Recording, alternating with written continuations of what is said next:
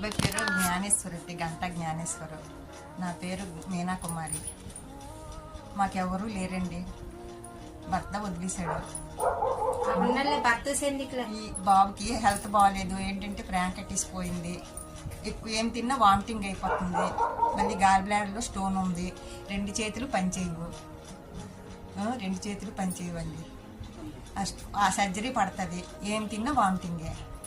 Surgery పడుతుంది. సర్జరీకి blood లేదు, నరాలు దొరకవు. షుగర్ వచ్చేసింది.